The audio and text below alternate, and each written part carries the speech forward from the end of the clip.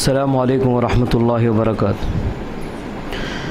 ان الحمد للہ نحمده ونستعینه ونستغفره ونعوذ باللہ من شرور انفسنا ومن سیئات اعمالنا من يهده الله فلا مضل له ومن يضلل فلا هادي له واشهد ان لا اله الا الله وحده لا شريك له واشهد ان محمدا عبده ورسوله اما بعد فإن خير الحديث كتاب الله وخير الهدي هدي محمد صلى الله عليه وسلم وشر الأمور محدثاتها وكل محدثة بدعة وكل بدعة ضلالة وكل ضلالة في النار۔ أعوذ بالله السميع العليم من الشيطان الرجيم، بسم الله الرحمن الرحيم۔ وأتموا الحج والعمرة لله۔ برادران اسلام، پردہ نشی مائیں اور بہنیں،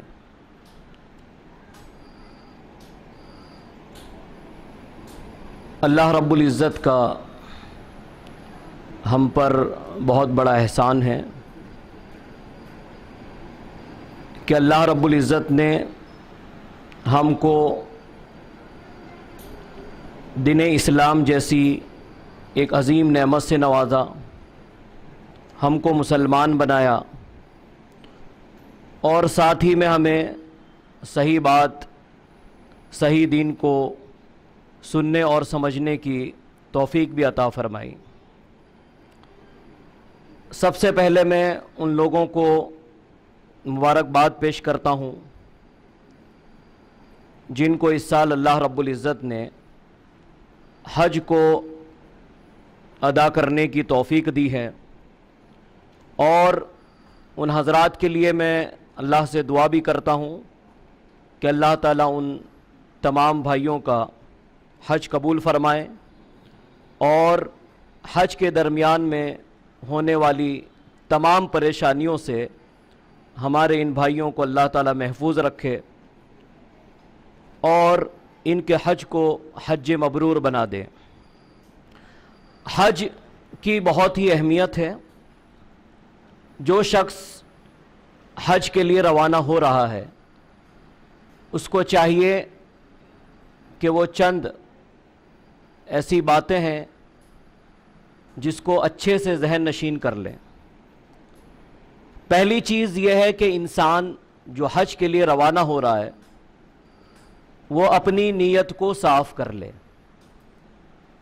دل کے اندر اخلاص ہونا چاہیے، اور اس نیت سے حج میں جائے کہ میں حج کے لیے جا رہا ہوں تو جب میں لوٹوں تو ان تمام گناہوں سے، ان تمام برائیوں سے میں بچ جاؤں جس سے بچنے کی تعلیم اللہ اور اللہ کے رسول صلی اللہ علیہ وسلم نے دی ہے۔ ساتھ میں ہی ایک حاجی کے لیے یہ بھی ضروری ہے کہ جب وہ حج کے لیے روانہ ہو تو اپنے رشتہ دار، جاننے ملنے والوں سے وہ ملاقات کر لیں، اور خدا نہ خواستہ اس نے کسی کا دل دکھایا ہو یا کسی کے حقوق کا معاملہ ہو تو اس کو چاہیے کہ وہ ان سے معافی مانگ لے۔ اگر کسی کا کوئی حق ہے تو اس کو چاہیے کہ وہ اس حق کو ادا کر کے جائے۔ حج کے لیے جو ہم اور آپ جا رہے ہیں اس کی بڑی فضیلت ہے۔ احادیث کے اندر اللہ کے رسول صلی اللہ علیہ وسلم نے بہت سارے مقامات پر حج کرنے والوں کی فضیلت بیان فرمائی ہے۔ اللہ کے رسول صلی اللہ علیہ وسلم فرماتے ہیں، من حج للہ فلم یرفث ولم یفسق رجع کیوم ولدتہ امہ۔ جو شخص حج کرتا ہے صرف اللہ کے لیے، اللہ کو راضی کرنے کے لیے جو شخص حج کرتا ہے، فلم یرفث ولم یفسق، اور اپنے اس حج کے درمیان میں کوئی نہ وہ شہوانی کام کرتا ہو، ان شہوانی چیزوں سے اپنے آپ کو بچا لیتا ہو، ہر قسم کی بےہودگی، فسق و فجور سے اپنے آپ کو بچا لیتا ہو، تو فرمایا اگر اس نے ایسا حج کیا، اپنے آپ کو تمام تر گناہوں سے اس نے بچا لیا، رجع कयौमिन वलदतहु उम्मुहु, तो वो हज करके ऐसे लौटता है जैसा कि कोई बच्चा जो है अभी अभी पैदा हुआ हो, या ये कहिए कि जनीन अभी माँ की पेट से पैदा होने वाला बच्चा, जैसे बच्चा पैदा होता है मासूम होता है, उसके सर के ऊपर जो है कोई गुनाह नहीं होता है, वैसा ही वो शख्स जो हज करके लौटता है और उसने सही मानों में सही तरीके के मुताबिक हज किया हो, तो ये उसके लिए है कि वो सारे गुनाहों से पाक साफ कर दिया जाता है। दूसरी हदीस में अल्लाह के रसूल सल्लल्लाहु अलैहि वसल्लम फरमाते हैं, अल हज्जु यहदिमु मा कान क़ब्लहु, कि हज जो है इंसान के मा कबल हज के जितने भी गुनाह हैं उन सारे गुनाहों को ख़त्म कर देता है। लेकिन शर्त क्या है कि एक इंसान का हज दुरुस्त हो, वो सही तरीके के मुताबिक हज करे।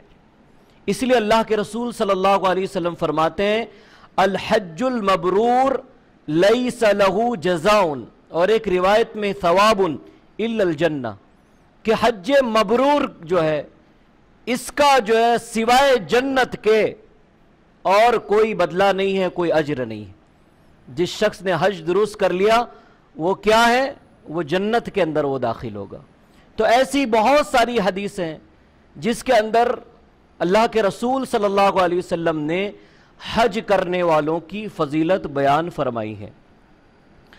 अब मैं चाहता हूँ कि बिल्कुल आपके सामने हज के मुतालिक जो है चंद अहम चीज़ें जो है वो बयान कर दी जाए, फिर उसके बाद हम हज के तरीक़े में दाखिल होंगे कि किस तरीके से हमको हज करना है। हज के अंदर जो है, हज और उम्रा के अंदर कुछ चीज़ें हैं जिसको रुक्न कहा जाता है। उन चीज़ों के बग़ैर किसी भी शख्स का हज दुरुस्त नहीं हो सकता। वो कौन सी चीज़ है जो एक हाजी के लिए ज़रूरी है करनी हज के अय्याम में, हज के दिनों में, जिसके बग़ैर उसका हज जो है हो ही नहीं सकता। सबसे पहली चीज़ एहराम, इंसान नियत बांधे और एहराम, बग़ैर एहराम के किसी भी शख्स का हज दुरुस्त नहीं हो सकता। दूसरी चीज़ वो है अरफा के अंदर वकूफ़ करना। एक हाजी जो है ज़िलहज की जो 9वीं तारीख होती है तब अरफा के दिन जाता है। अरफा के दिन अरफात के मैदान में ठहरना इंतहाई ज़रूरी है, वहाँ रुके, वहाँ दुआ करें। जो शख्स अरफा को नहीं पाता है उसका हज नहीं होगा, अरफा का पाना ज़रूरी है।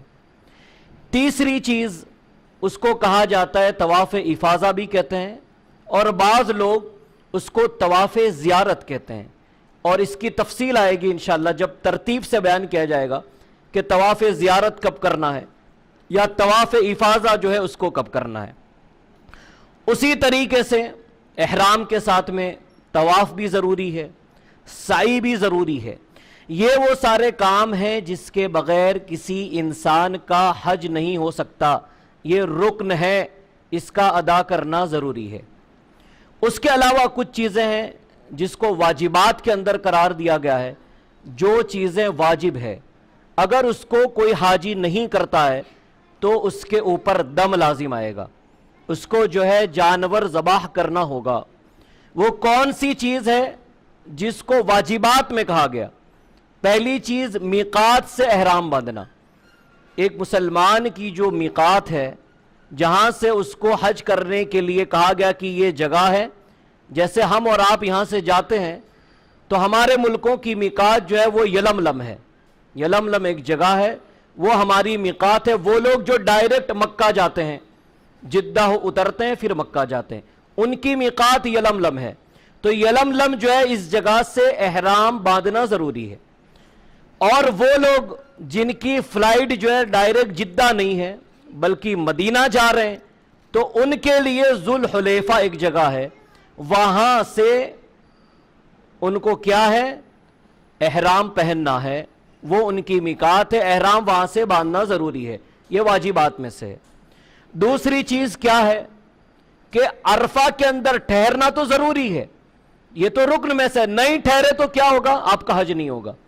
लेकिन वाजिबात में से यह है कि सूरज के गुरूब होने तक अरफा में ठहरना है। सूरज के गुरूब होने तक अरफात के मैदान में आपको ठहरना है। ये तालीम अल्लाह के रसूल सल्लल्लाहु अलैहि वसल्लम की। उसी तरीके से मुज़दलिफ़ा के अंदर रात में ठहरना, रात में मुज़दलिफ़ा में क़याम करना, ये भी वाजिबात में से है। ये तीसरी चीज़।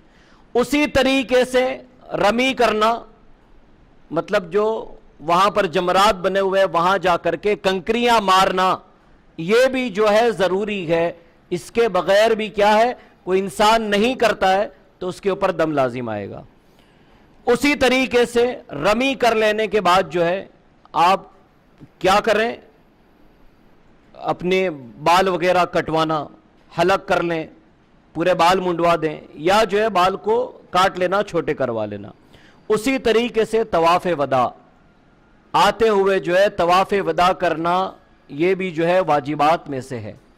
ये वो चीज़ें हैं जो आपको बिल्कुल बुनियादी तौर पर जो है यहाँ बता दी गई।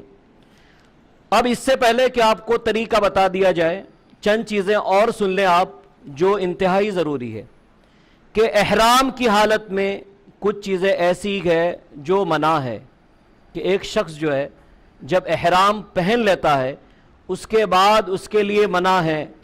क्या मना है? वो कोई भी कपड़ा सिला हुआ ना पहने। एहराम यह है कि सिर्फ आपको 2 चादरें पहननी है और इन 2 चादरों के अलावा आप कोई भी लिबास नहीं पहनेंगे। ये मर्दों के लिए है, तो वो जो है सिला हुआ कपड़ा कोई नहीं पहनेंगे। उसी तरीके से एहराम को पहन लेने के बाद किसी भी किस्म की खुशबू का इस्तेमाल नहीं होगा। किसी ने अगर एहराम पहन लिया है उसके बाद वो खुशबू इस्तेमाल नहीं करेगा। उसी तरीके से जब एहराम की हालत में हो आप, तो आप ना तो निकाह कर सकते हैं और ना किसी दूसरे का निकाह करवा सकते हैं। इस चीज़ से भी जो है एहराम की हालत में रोका गया है। उसी तरीके से हमारी जो माएँ और बहनें हैं उनको क्या है, ख़वातीन को दस्ताने नहीं पहनने, हाथ के मोज़े जो हैं ये ख़वातीन नहीं पहनेगी, ये उनके लिए मना है। उनके लिबास जो है वो आम अपना लिबास पहने, हज के लिए, उम्रा के लिए अपने आम लिबास में औरतें जाएगी, लेकिन हाथों के अंदर जो है वो दस्ताने वगैरह नहीं पहनेगी। इस चीज़ से जो है ख़वातीन को मना किया गया है। उसी तरीके से एहराम की हालत में टोपी वगैरह पहनना, ये सारी चीज़ भी जो है मना है। या किसी का एहराम पहन लेने के बाद जानबूझ करके अपने बाल काट लेना या अपने नाखून काट लेना, ये सारी चीज़ें जो है मना है। उसके बाद कुछ चीज़ें ऐसी हैं जो एक मुसलमान के लिए एहराम की हालत में जायज़ है, वो कर सकता है, उन चीज़ों को इस्तेमाल कर सकता है। क्या है? आपने एहराम पहन लिया, अब आपको ज़रूरत महसूस हुई, आप सर धोना चाहते हैं, आप सर धो सकते हैं। आप एहराम की हालत में हैं लेकिन आपको ऐसा लगता है कि शायद बहुत गर्मी है, या ऐसा है कि आपने जो है गुस्ल किया था, अब सफ़र में वापस पहुंचे, अब आपको हाजत महसूस हो रही है, आप नहा सकते हैं एहराम की हालत में। कोई शख्स नहाना चाहे, नहाना मना नहीं है, गुस्ल करना मना नहीं है। उसी तरीके से किसी को ज़रूरत हो एहराम की हालत में कोई दवा डालनी हो कान में, या उसी तरीके से नाक में, आंख में कोई दवा डालनी हो, आप डाल सकते हैं, ये चीज़ें मना नहीं है। उसी तरीके से जो आपने एहराम की जो चादर 2 आपने पहनी हुई है, कोई सोचता है कि भाई एक चादर ऊपर की मैं निकाल लूं, उसको धो लूं, तो एहराम की चादर धो सकते हैं, धोने के अंदर कोई हर्ज नहीं है। उसी तरीके से जब आप एहराम की हालत में हो, आप खूब ज्यादा वहां पर गर्मी महसूस करें तो आप छाता इस्तेमाल कर सकते हैं। उसी तरीके से आप एहराम की हालत में हो, बारिश हो रही है तो भी आप जो है उसके लिए भी छाता इस्तेमाल कर सकते हैं। ये वो चीजें हैं जिसमें दीन इस्लाम ने आसानियां दी है, सहूलत दी है एक मुसलमान को। कुछ चीजें ऐसी है जो एहराम की हालत में और उसके अलावा भी दीगर हालत में वो चीजें खवातीन से ताल्लुक रखती हैं, औरतों से। एक तो ये है कि औरत जो मालदार है, जो हज की इस्तिताअत रखती है, उसके ऊपर हज का अदा करना फर्ज है। दूसरा यह है कि कोई भी औरत حج کے لیے جائے تو اس کا محرم ہونا ضروری ہے. یا اپنے شوہر کے ساتھ جائے, اپنے بیٹے کے ساتھ جائے, یا اپنے بھائی کے ساتھ جائے, محرم کا ہونا ضروری ہے. اسی طریقے سے کسی بھی عورت کے لیے عدت کے دوران, جب عورت عدت میں ہو, یا تو یہ ہے کہ اس کی طلاق ہو گئی ہو, طلاق کی عدت میں ہو تو وہ حج کرنے نہیں جائے گی, یا کسی عورت کا شوہر مر گیا ہو اور اس کی ابھی عدت چل رہی ہو, ایسی عورت کو چاہیے کہ وہ حج کے لیے نہ جائے. اسی طریقے سے ایک عورت جو ہے وہ اپنے حیض کے پیریڈ میں ہوتی ہے یا نفاس کے پیریڈ میں ہوتی ہے تو وہ غسل کر سکتی ہے حج کے ایام میں بھی, اگر اس سے اس کو کوئی بیماری لاحق نہ ہو. اس کے علاوہ جو چیزیں ہیں کہ عورت جو ہے اس کا لباس بالکل عام رہے گا, بس اس میں ایک مسئلہ آتا ہے پردے کا. پردے کا ایک معاملہ آتا ہے کہ اگر عورت کسی ایسی جگہ حج کے لیے نکلے, اس کا عام لباس ہو, لیکن وہ سر پر یا تو کوئی ایسی چیز سے آڑ کر لے کہ کوئی اجنبی آدمی آ جائے تو اپنا چہرہ چھپا لے, اور اگر اجنبی آدمی سامنے سے ہٹ جائے تو واپس جو ہے وہ اس چیز کو جو پردہ ہے یا گھونگھٹ کی طرح ہوتا ہے اس کو جو ہے اوپر اٹھا لے, کیونکہ عورت کا جو ہے یہ پردہ جو ہے ضروری ہے. لیکن وہ عام جو نقاب ہمارے یہاں پہنے جاتے ہیں ویسے نقاب وہ نہ پہنے, مطلب یہ ہے کہ کوئی سامنے آ جائے تو چہرہ چھپا لے, ورنہ جو ہے پھر اس کو اوپر کر دے. بہت سارے کنفیوژن یہ ہوتے ہیں, کوئی کہتا ہے کہ وہ اوڑھنی جو ہے خواتین کے چہرے کو نہیں لگنا چاہیے, تو یہ سب چیزیں جو ہے اس کا کوئی تعلق نہیں ہے, اس سے آپ کے حج پر کوئی فرق نہیں آئے گا. اسی طریقے سے کچھ چیزیں جو ہے وہ طواف کے درمیان میں ہیں جو عورت سے تعلق رکھتی ہے, جیسے کہ رمل کرنا. رمل کہتے ہیں کہ طواف جب ہم شروع کرتے ہیں تو اس کے پہلے 3 چکر کے اندر تیزی سے چلنا ہوتا ہے. تو یہ جو تیزی سے چلنے کا حکم ہے یہ مردوں کے لیے ہے, عورت کے لیے نہیں ہے, یہ بات عورتیں یاد رکھ لیں. اسی طریقے سے صفا اور مروہ کے اندر بیچ کا وہ حصہ جہاں پر گرین لائٹ آج کل لگا دی گئی ہے, وہاں یہ ہے کہ تھوڑا سا دوڑے, تیزی سے اور چلے, یہ بھی حکم مردوں کے لیے ہے, ہماری مائیں اور بہنوں کے لیے نہیں ہے. اب یہ چند چیزیں تھی, اب میں چاہتا ہوں کہ ہم سیدھے جو ہے اس طریقے پر آ جائے جہاں سے ہم کو ہمارا عمرہ شروع کرنا ہے. سب سے پہلی چیز کہ جو شخص جو مرد ہیں اور جو عورتیں ہیں ان کو چاہیے کہ وہ غسل کر لیں. غسل کرنے کے بعد عورتوں کے لیے تو عطر خوشبو وغیرہ لگانا بالکل منع ہے, عورتوں کے لیے جائز نہیں ہے. لیکن جو مرد حضرات ہیں جب وہ عمرے کے لیے اپنا احرام باندھنے والے ہوں اس سے پہلے غسل کریں, غسل کرنے کے بعد احرام پہننے سے پہلے وہ چاہے خوشبو لگانا چاہتے ہو خوشبو استعمال کر لیں. اور یہ خوشبو کہاں لگانی ہے یہ ایک بات بھی آپ جان لیں, بہت سارے لوگ جو احرام ہوتا ہے اس احرام کے اوپر خوشبو لگاتے ہیں, تو خوشبو جو ہے وہ احرام کے اوپر نہیں لگانی ہے بلکہ اپنے بدن کے اوپر لگانی ہے. بدن کے اوپر آپ جو ہے خوشبو لگا سکتے ہیں, اور احرام کی جو چادر ہیں اس کے اوپر جو ہے آپ خوشبو نہیں لگا سکتے ہیں. اس کے بعد ایک مسلمان کو چاہیے کہ وہ احرام پہن لیں. یہ آپ کو طریقہ جو ہے بتا دیا جاتا ہے کہ کس طریقے سے آپ احرام پہنیں گے.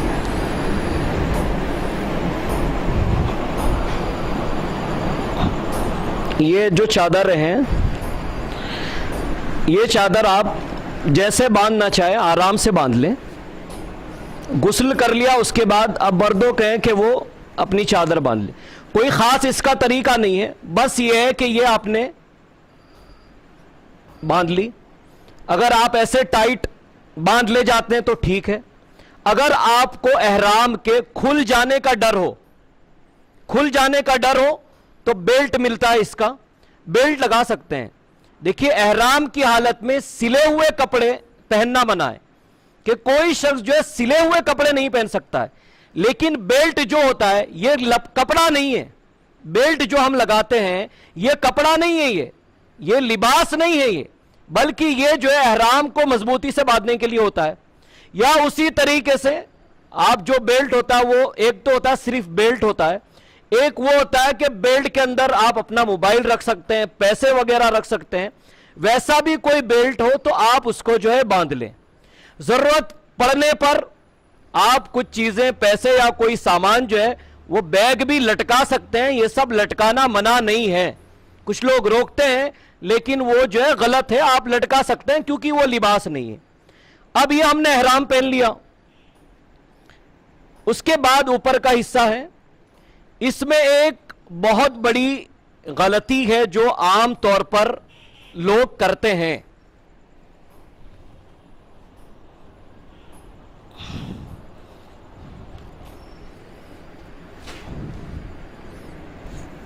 ये हमारा एहराम है। देखिए, एक बात बहुत अच्छे से आप या तो इसको लिख करके रख लें या इसको अच्छे से आप याद रखें इस बात को। वो बात यह है कि जैसे आपने एहराम बांध लिया, एहराम कहां से बांधना है? अब उसकी दो सूरतें हैं।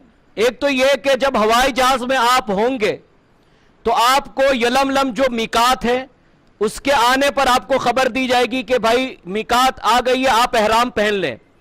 लेकिन अक्सर लोगों के साथ ऐसा होता है कि वो यहां से चले जाते हैं, यलमलम आता है, ऐलान होता है, लेकिन आदमी इतना थका होता है कि वो मिकात पर सोया हुआ रह जाता है और उसके बाद वो एहराम नहीं पहन पाता, यानी बगैर एहराम के चला जाता है, जबकि उसके ऊपर क्या है, फिर दम वाजिब होता है। इसलिए बेहतर यह है कि आप गुस्ल वगैरह करके एहराम एयरपोर्ट ही से पहन लें। एयरपोर्ट पर आप एहराम पहन लें अपना। लेकिन एयरपोर्ट पर कैसे एहराम पहनना है? बस सीधे, ये सिंपल सी चादर है, आप जैसे चाहे इसको लटका लें एयरपोर्ट पर। उसके बाद जब मिकात पर पहुंचे यलमलम, जब वहां पहुंच जाएं तो वहां पहुंचने के बाद आपको क्या कहना है? नियत करनी है। नियत क्या है? जो जा रहे वो कहेंगे लब्बैक उम्रतन, लब्बैक उम्रतन, ये आपकी नियत है, क्योंकि अब आपने एहराम ऑलरेडी पहन लिया है। जब एहराम पहन लिया है तो आपके पास अब सिर्फ नियत करना बाकी है। तो आपको जब बताया जाएगा कि मिकात आ गई है तो आप वहां पर क्या करें? लब्बैक उम्रतन कहेंगे। ये उन लोगों के लिए जो यहां से जा रहे हैं और इनको जो है डायरेक्ट मक्का जाना है।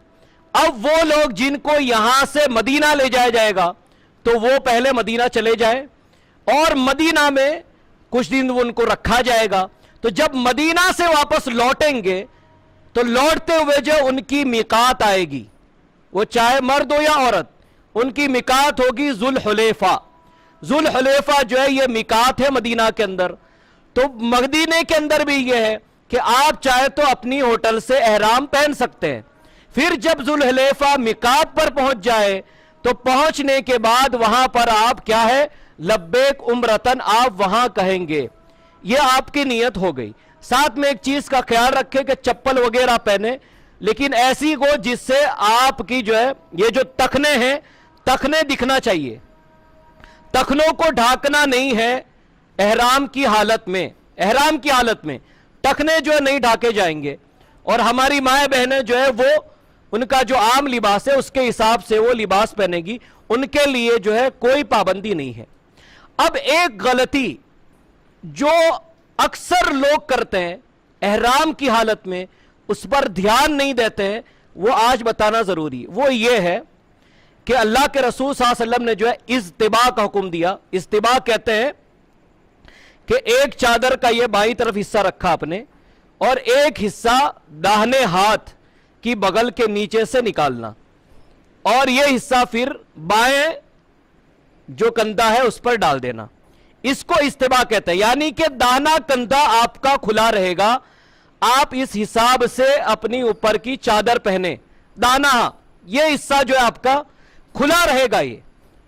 लेकिन ये हिस्सा कब खुला रहना चाहिए ये आप अच्छे से जान लें कि ये हिस्सा आप कब खोल करके रखेंगे जी। हां, ये चीज बहुत सारे लोग एयरपोर्ट से इसको खुला रखते हैं अपने दाहिने कंधे को, जबकि ये मना है। आपने नियत की, नियत के बाद आप लब्बैक पुकारेंगे, लब्बैक अल्लाहुम्मा लब्बैक लब्बैक ला शरीक लक लब्बैक इन्नल हम्दा वन निअमता लक वल मुल्क ला शरीक लक लब्बैक अल्लाहुम्मा लब्बैक। ये तलबिया जो है ये आपको पढ़ना है, ये आपको पढ़ना पड़ेगा नियत करने के साथ ही। اور جیسے ہی آپ مکہ پہنچتے ہیں، مکہ پہنچ گئے تو آپ دعا پڑھیں. مسجد میں داخل ہونے کی جو عام طور پر ہم یہاں پڑھتے ہیں وہ بھی پڑھ سکتے ہیں، کوئی حرج نہیں. اللہم افتح لی ابواب رحمتک. مکہ پہنچ گئے، پہنچنے کے بعد آپ جب طواف شروع کریں گے تب یہ حصہ آپ کا خالی رہے گا.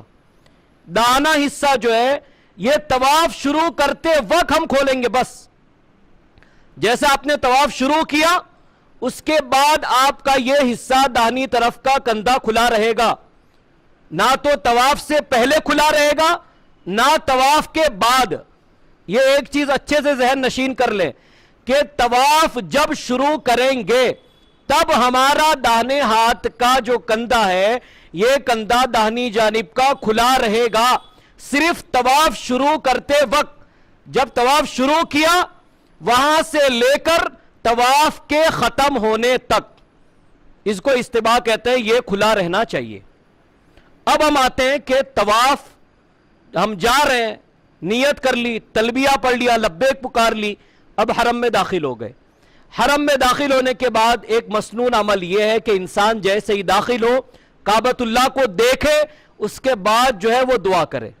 دعا کرنا چاہیے. کعبہ کو دیکھنے کے بعد انسان جو اپنے لیے دعا کرنا چاہتا ہو وہ دعا جو ہے کرتا رہے. اس کی کوئی خاص دعا نہیں ہے.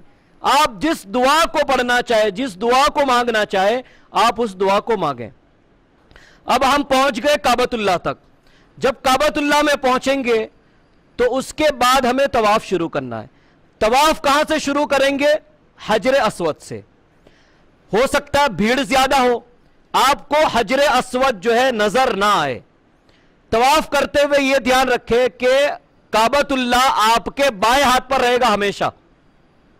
بیت اللہ، کعبۃ اللہ جو ہے وہ ہمیشہ آپ کے بائیں ہاتھ پر رہے گا جب آپ طواف کریں گے. حجر اسود کے پاس پہنچیں گے تو وہاں پر اگر آپ ہو سکتا نہ دیکھ سکے حجر اسود کو، لیکن اہتمام کیا گیا ہے کہ گرین لائٹ لگائی گئی ہے. اسی طریقے سے گرین ہرے کلر کی پٹی بھی ڈال دی گئی ہے کہ جب آپ اس جگہ پہنچے اس کے بعد بہت سارے احکام ہیں. ایک تو یہ ہے کہ بسم اللہ کی اللہ اکبر کہنا. یہاں سے آپ کا طواف شروع ہوگا. حجر اسود کے پاس سے آپ کہیں گے بسم اللہ کی اللہ اکبر. اب اس کے بعد بہت سارے معاملہ آتے ہیں جیسے کہ حجر اسود کو چھونا. اگر آپ حجر اسود کو چھوتے ہیں تو آپ چھو سکتے ہیں. اس کے بعد چھونے کے بعد اس کو بوسہ دینا ہو ہاتھ کو دے سکتے ہیں. خود حجر اسود کو بوسہ دینا ہو دے سکتے ہیں، کوئی حرج نہیں ہے. یا کسی لکڑی سے یا کسی چیز سے آپ نے چھوا حجر اسود کو، اس کے بعد آپ بوسہ دیتے ہیں، ٹھیک ہے. لیکن کوئی نہیں چھو سکتا ہے تو اس کے لیے صرف اشارہ کرنا ہے. آپ نے نہیں چھوا، اشارہ کریں گے. اشارہ کے بعد چومنا نہیں ہے. اگر کوئی چھو لیتا ہے تو اس کے بعد تو آپ چھو سکتے ہیں، لیکن صرف اشارہ جو کرتے ہیں اس کو ہاتھ نہیں لگا پاتے ہیں، ایسے لوگوں کے لیے کیا ہے؟ ہاتھ کو چومنا نہیں ہے. ایک چیز یہاں سے آپ کا طواف شروع ہوتا ہے. اب جو مرد حضرات ہیں ان کا طواف شروع ہوگا. پہلا طواف جب آپ شروع کریں گے تو مردوں کو چاہیے پہلے، دوسرے اور تیسرے 3 طواف کے اندر تیزی سے چلنا ہے مردوں کو. لیکن جب آپ وہاں جائیں اور بہت زیادہ بھیڑ ہو، بھیڑ ایسی ہو کہ آپ تیزی کے ساتھ چل نہ سکے، تو آپ کے لیے کیا ہے؟ تیزی کے ساتھ نہیں چلیں گے، آرام سے. کیونکہ حج کے درمیان میں آپ کو کسی کو دھکا نہیں دینا ہے. آپ کسی کو جو ہے ڈھکیلیں گے نہیں، کسی کو تکلیف نہیں دیں گے. آپ یہ اس چیز کا خیال رکھنا بہت ضروری ہے کہ کسی کو جو ہے کسی قسم کی کوئی تکلیف نہیں دی جائے گی، اس کو جو ہے کسی قسم کا کوئی دھکا نہیں دیا جائے گا. اس چیز کا خیال رکھنا ہے طواف کے درمیان میں، اور یہ بہت ضروری ہے. یہ اس چیز کا جو ہے خیال رکھیں. اب آپ نے طواف شروع کر دیا. طواف شروع کریں گے تو حجر اسود آتا ہے. حجر اسود آپ کے بائیں طرف رہے گا، کعبۃ اللہ بائیں طرف رہے گا. آپ نے جو اپنا حج کا جو طواف ہے وہ شروع کر دیا. کرتے کرتے جو ہے آپ ایک جگہ پر آئیں گے جس کو رکن یمانی کہتے ہیں. جیسے یہ کعبۃ اللہ ہے تو یہ اس طرف کی دیوار میں حجر اسود ہے. پھر اس کے سامنے والا حصہ ہے جس کو حجر اسماعیل بھی کہتے ہیں، حتیم کہتے ہیں، اور اس طرف کی ایک دیوار ہے، یہ 3، اور سامنے کی مطلب یہ حجر اسود یہاں ہے تو اس جانب کی دیوار، اس کو رکن یمانی کہتے ہیں، جو آپ کے بائیں ہاتھ پر رہے گی، یعنی حجر اسود کے بائیں طرف کی جو دیوار ہے یہ رکن یمانی ہے۔ اس رکن یمانی کو چومنا وغیرہ تو نہیں ہے، نہ ہی اشارہ کرنا ہے، اس رکن یمانی کو آپ چھو سکتے ہیں، چھونے میں کوئی حرج نہیں ہے۔ اور اس رکن یمانی کے بیچ میں ہر طواف کے ہر چکر کے اندر جب آپ لگائیں گے طواف تو اس میں ربنا آتنا فی الدنیا حسنہ وفی الآخرۃ حسنہ وقنا عذاب النار، یہ اس کے بیچ میں پڑھا جائے گا، صرف رکن یمانی اور حجر اسود کے بیچ میں یہ دعا پڑھنی ہے، ربنا آتنا فی الدنیا حسنہ وفی الآخرۃ حسنہ وقنا عذاب النار۔ یہ اتنا حصہ ہو گیا۔ اچھا، باقی پورا طواف میں کیا کریں گے؟ بہت سارے لوگ کتابیں لے جاتے ہیں، اس سے دعائیں پڑھ لیتے ہیں۔ دیکھیں، اللہ رب العزت جو ہے بندوں کی ہر زبان کو سمجھتا ہے۔ جو انسان طواف کر رہا ہے وہ کسی بھی زبان میں اللہ سے دعا مانگ سکتا ہے، کیونکہ رکن یمانی کے پاس یہ جو دعا پڑھی جاتی ہے اس دعا کے علاوہ کوئی بھی دعا خاص نہیں ہے، کوئی بھی دعا خاص نہیں ہے۔ آپ جو دعا چاہے وہ دعا مانگ سکتے ہیں۔ آپ اردو میں مانگیے، اگر آپ پریشان ہیں تو پریشانی سے نجات کی دعا مانگیے، اگر آپ کی مالی اعتبار سے پریشان ہیں اس کی دعا مانگیے، بیمار ہے تو شفا کی دعا مانگیے۔ آپ اردو زبان میں دعا مانگ سکتے ہیں، مانگنے میں کوئی حرج نہیں ہے۔ یہ بات آپ اچھے سے ذہن نشین کر لیں۔ پھر جب آپ آئیں گے اور دوبارہ حجر اسود پر آئیں گے تو آپ کا جو طواف ہوتا ہے اس کا ایک چکر ہو گیا، ایک چکر ہوا، اب آپ پہنچ گئے دوبارہ حجر اسود پر۔ پھر وہاں سے آپ دوبارہ بسم اللہ کی اللہ اکبر کہیں گے، پھر دوسری مرتبہ، پھر اسی طریقے سے کریں گے جیسے پہلے طواف میں کیا، اور مرد حضرات جو ہے وہ تیزی سے چلنے کی کوشش کریں گے۔ اسی طریقے سے تیسرے طواف میں جب 3 طواف ہو جائے تو مردوں کو کیا ہے، چوتھے طواف میں تیزی سے نہیں چلنا ہے، آرام سے چلیں گے، اور طواف کے درمیان میں کوئی بھی دعا پڑھ سکتے ہیں۔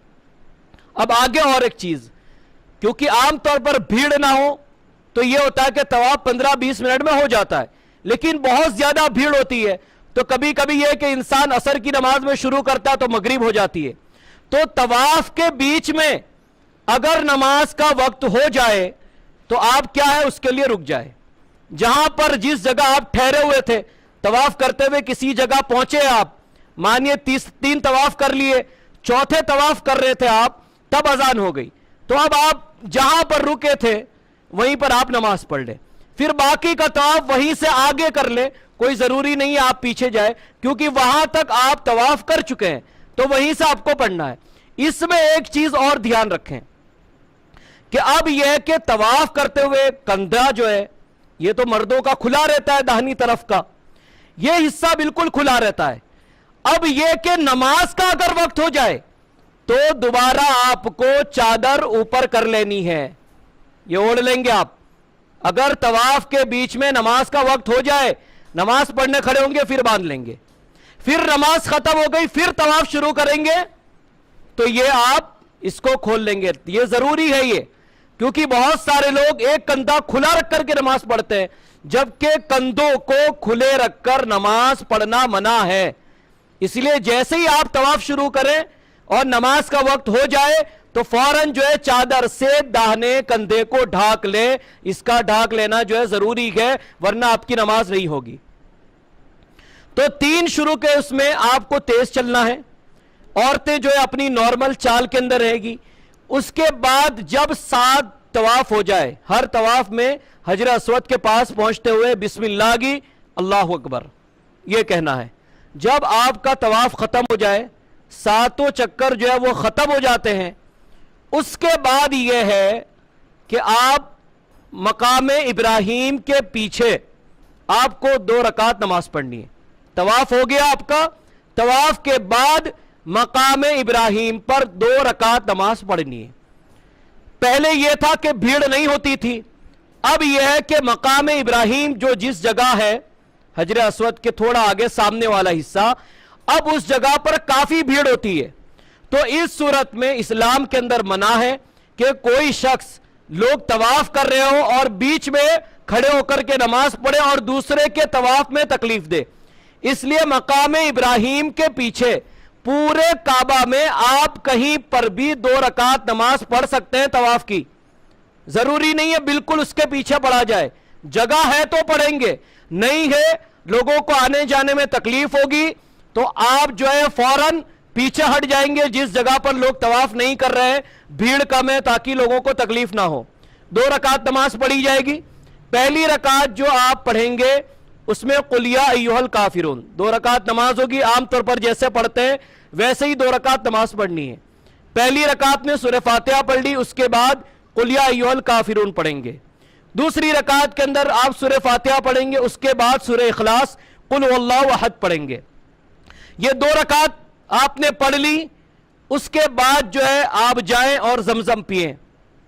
پیٹ بھر کر کے ایک شخص کو چاہیے کہ 2 رکعت نماز پڑھنے کے بعد وہ زمزم پیے، جتنا پی سکتا ہو. یہاں تک کہ اپنا چہرہ دھلنا چاہے زمزم سے چہرہ دھل لے. کوئی شخص جو ہے اپنے بال اگر دھونا چاہتا ہے تو وہ دھو لے، اس میں کوئی حرج نہیں ہے. ایک بات یہ یاد رکھ لیں، آپ اپنا چہرہ دھوئیں، اپنے بال دھوئیں، لیکن چہرہ دھوتے ہوئے کسی شخص کی داڑھی ہے یا کسی شخص کے بال ہے، جان بوجھ کر بال نہیں گرانے. ایک بات یہ یاد رکھے، کوئی شخص چہرہ وضو کر رہا ہے اور بال گر گئے، اس پر کوئی دم نہیں ہے. بہت سارے لوگ کہتے ہیں دم ہے، دم نہیں ہے. جب جان بوجھ کر آپ بال گرائیں گے، جان بوجھ کر، تب آپ کے اوپر جو ہے دم آئے گا. اگر جان بوجھ کر آپ نہیں گراتے ہیں تو آپ کے اوپر جو ہے کسی قسم کا کوئی دم نہیں آئے گا. یہ بات اچھے سے یاد رکھ لے. تو 2 رکعت آپ نے نماز پڑھ لی. نماز پڑھنے کے بعد آپ نے خوب زمزم پیا.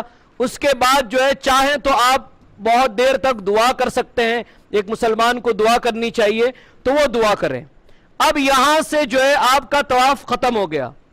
تو پہلے یہ تھا طواف ختم ہوتے ہی آپ کے لیے حکم تھا کہ 2 رکعت نماز سے پہلے آپ جو ہے اپنا جو یہ چادر ہے احرام کا حصہ ہے اس کو کندھے پر ڈال لیں. اس کے بعد آپ کو جانا ہے صفا مروہ کی سعی کے لیے. بہت سارے لوگ غلطیاں یہ کرتے ہیں کہ صفا مروہ میں بھی داہنا کندھا کھولے رکھتے ہیں.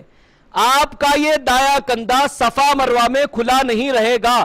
یہ صرف طواف شروع کیا، طواف ختم، اس کے بعد اب یہ آپ کی جو چادر ہے وہ اس طریقے سے اوپر آ جائے گی. اب یہ اوپر آ گئی، ختم. اب کیسے کریں گے؟ دیکھیے جو مقام ابراہیم ہے وہیں سے آپ کو سیدھے جانا ہے. بالکل پاس میں صفا مروہ کا بورڈ لگا ہوگا، وہاں پر جا کر آپ صحیح کریں گے. صحیح کرنے کا طریقہ کیا ہے؟ آپ جو ہے صفا پہاڑ آئے گا آپ کے داہنی طرف. جب آپ جائیں گے تو دائیں طرف صفا ہوگا، بائیں طرف مروہ ہوگا. اس طرف صفا پہاڑ ہے، اس طرف مروہ پہاڑ ہے. اب آپ جا رہے ہیں صفا کے اوپر چڑھنے کے لیے. تو جب آپ صفا کے اوپر چڑھنے کے لیے جائیں تو وہاں پر دعا ہے جس کو پڑھنا ہے، اور یہ تعلیم ہے، اس کو ہر بار صفا پہ چڑھتے ہوئے بھی اور مروہ پہ چڑھتے ہوئے بھی اس دعا کو پڑھنا ہے. وہ کیا ہے؟ سورہ بقرہ کی آیت ہے. صفا کے اوپر آپ چڑھے، جیسے ہی پہاڑی کے اوپر چڑھنے لگے اب آپ کو یہ آیت پڑھنی ہے، ان الصفا والمروۃ من شعائر اللہ فمن حج البیت او اعتمر فلا جناح علیہ ان یطوف بہما ومن تطوع خیرا فإن اللہ شاکر علیم. یہ دعا گئے جو آپ صفا کے اوپر چڑھتے ہوئے پڑھیں گے. اس کے بعد ابدؤ کما بدأ اللہ بہ. کسی کو دعا یاد نہ رہے تو وہ چاہیے کہ دعاؤں کی چھوٹی سی کتاب ہوتی ہے، حج اور عمرہ کے سلسلے میں بہت ساری کتابیں ہیں، تو وہ چھوٹی سی جو کتاب ہے آپ وہ لے لیں اور اس کے اندر بھی دیکھ کر کے یہ دعا پڑھ سکتے ہیں. تو پہلے یہ آیت پڑھی، پھر ابدؤ کما بدأ اللہ بہ آپ نے اس کو پڑھا. اس کے بعد 3 مرتبہ جو ہے اللہ اکبر اللہ اکبر اللہ اکبر، یہ کہنا مسنون ہے، کہہ سکتے ہیں. پھر اس کے بعد پڑھی جائے گی لا الہ الا اللہ وحدہ لا شریک لہ لہ الملک ولہ الحمد وہو علی کل شیء قدیر. یہ دعا کا کیسے پڑھنی ہے؟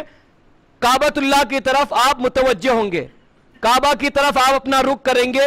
اس کے بعد اس دعا کو پڑھیں گے لا الہ الا اللہ وحدہ لا شریک لہ लहुल मुल्क व लहुल हम्द व हुवा अला कुल्ली शैइन कदीर, ला इलाहा इल्लल्लाहु वहदह अंजज़ा वअदह व नसरा अब्दह व हज़मल अहज़ाब वहदह। ये दुआ एक मर्तबा भी पढ़ सकते हैं, 3 मर्तबा भी।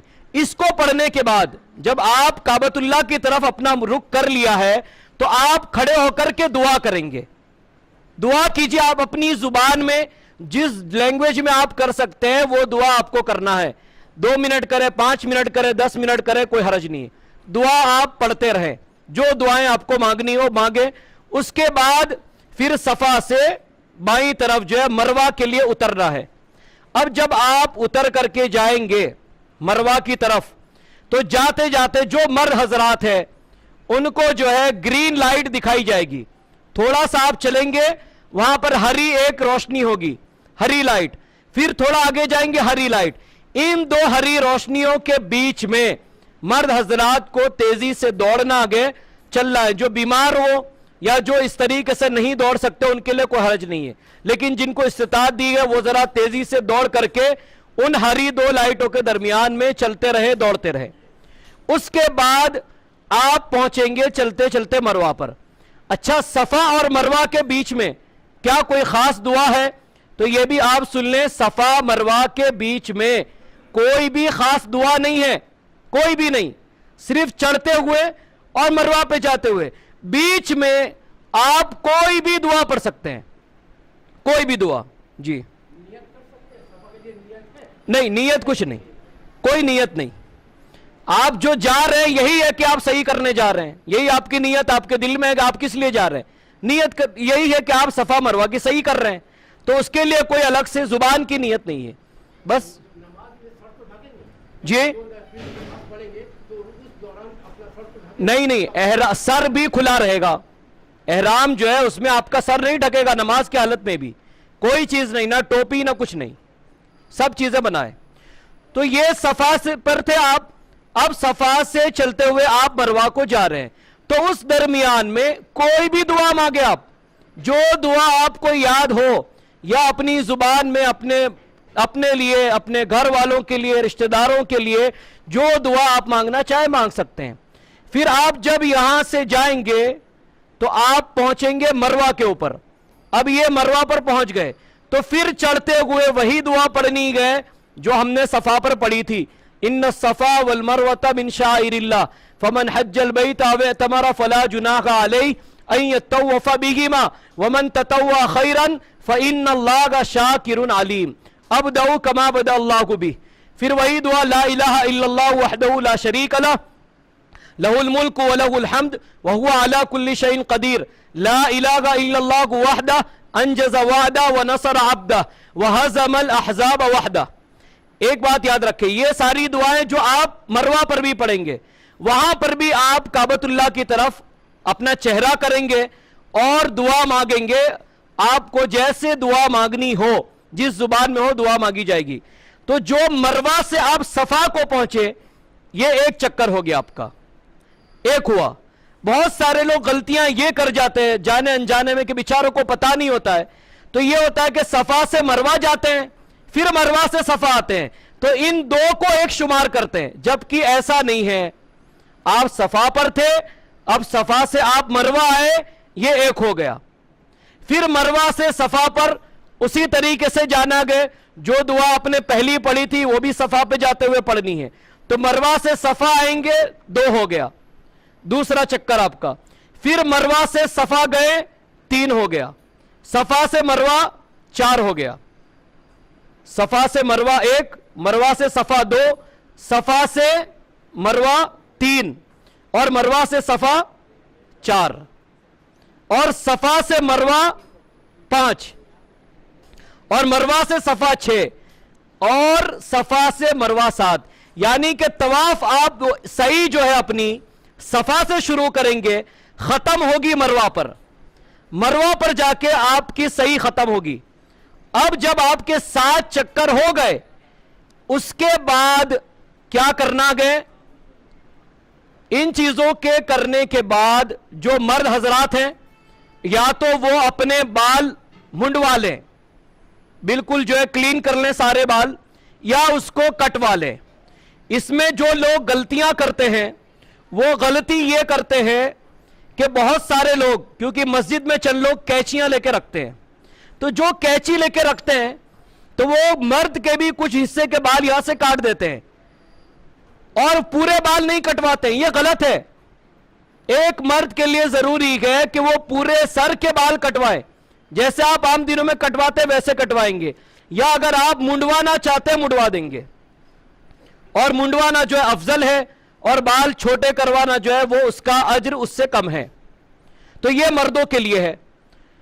اس کے بعد ہی مرد حضرات کیا کریں گے؟ ادھر سے بال کٹوا لیے، اس کے بعد جائے غسل کرے، اپنا احرام کھول دے. عورتوں کے لیے یہ ہے کہ جب وہ صحیح ان کی ختم ہوگی مروا کے اوپر، تو ان عورتوں کو چاہیے کہ اپنی انگلی کی یہ ایک پور ہوتی ہے، بال لیں، اس میں لپیٹ لیں، ایک اس کے برابر. یہ نہیں کہ پوری انگلی بال اتنے کاٹنے، نہیں، بال کو جو ہے لپیٹ لیا جائے گا، گول کر کے آپ لپیٹ لیں اتنا بس. اور بعض روایت میں آتا ہے کہ 2 پور کی طرح، لیکن ایک اتنا کافی ہے. ایک انگلی کی اتنی پور جو ہوتی ہے، یہ ایک حصہ جو ہے اتنا آپ لپیٹ لے گی، پھر کینچی سے اس کو کاٹ دینا ہے. یہاں سے جو ہے عورت کا بھی جو ہے عمرہ جو ہے ختم ہو گیا، مرد کا بھی ہو گیا. اب وہ جا کر کے نہا لے، غسل کر لے بال کاٹنے کے بعد، اس کے بعد ان کا احرام کھل جائے گا. اب آپ کا جو ہے کوئی احرام نہیں ہے، اب آپ سادے لباس میں رہیں گے، آپ کا کپڑا جو ہے بالکل عام رہے گا، اور آپ کے لیے وہ چیزیں جو احرام کے اندر منع تھی اب وہ جو ہے آپ کے لیے منع نہیں گئے، آپ اس کو کر سکتے ہیں. جی جی نہیں، عمرہ کے اندر نہیں، یہ طریقہ عمرہ کا ہے. قربانی پر ابھی پہنچے نہیں ہیں ہم.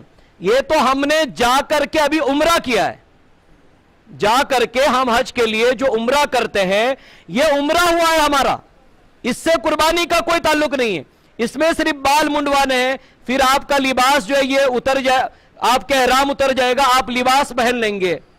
اس کے بعد ایک شخص جتنے دنوں تک مکہ کے اندر رہتا ہے اس کو چاہیے کہ وہ جماعت کے ساتھ نماز پڑھے. مکہ کے اندر نماز پڑھنا، اس کا ثواب جو ہے 1,00,000 نماز کا ثواب ہے. ایک نماز کا ثواب جو ہے 1,00,000 نمازوں کے برابر ہے مکہ کے اندر. اور مکہ کے اندر یہ خصوصیات ہے کیونکہ ہو سکتا ہے کہ آپ جائیں، آپ کو کعبۃ اللہ سے پاس میں ہوٹل نہ ملے، یہ ہو سکتا ہے، کسی دوری جگہ پر آپ کو رہنا ہو یا کہیں دور آپ کو رہنا ہو. جب ایسی حالت ہو تو آپ مکہ کی کسی بھی مسجد میں نماز پڑھ سکتے ہیں. کسی بھی مسجد میں، اگر آپ وہاں تک کعبۃ اللہ تک نہیں جا سکتے ہیں تو آپ کسی بھی مسجد میں نماز پڑھ سکتے ہیں. ہر مسجد میں نماز پڑھنے کا ثواب 1,00,000 نماز کے برابر ہوگا. مکہ کے اندر ہر مسجد میں، کسی بھی مسجد میں آپ نماز پڑھیں، آپ کو 1,00,000 نماز کا ثواب ملے گا. اچھا، اب یہ ہوا کہ آپ مکہ میں رہ رہے ہیں عمرہ کرنے کے بعد، عمرہ ہو گیا، احرام نکل گیا، سادے لباس میں آ گئے. اب کوئی یہ چاہتا ہے کہ وہ طواف کرے، تو یہ طواف کیسے ہوں گے؟ یہ سارے طواف نفلی ہوں گے. اب نفلی طواف، اور اس کے لیے احرام پہننا ضروری نہیں ہے. عام لباس کے اندر جو ہے مرد رہے گا اور وہ طواف کرتا رہے گا. ہر 7 چکر کے بعد اسی طریقے سے اس کو 2 نفلی نمازیں پڑھنی گئے جو طواف کی نمازیں ہیں. پہلی رکعت میں قل یا الکافرون، دوسری رکعت میں قل اللہ احد. تو نفلی جو طواف ہوتے ہیں اس کے اندر صحیح نہیں کرنی ہے. نفلی طواف میں آپ صفا مروہ نہیں جائیں گے. آپ کا جو پہلا عمرہ ہو گیا اس میں صفا مروہ گئے، ختم. اب نفلی طواف آپ ایسے ہی کریں گے، 7 چکر لگا، 2 رکعت نماز پڑھ لی، پھر آپ نے خواہش کی 7 چکر لگائے، 2 رکعت پڑھ لی.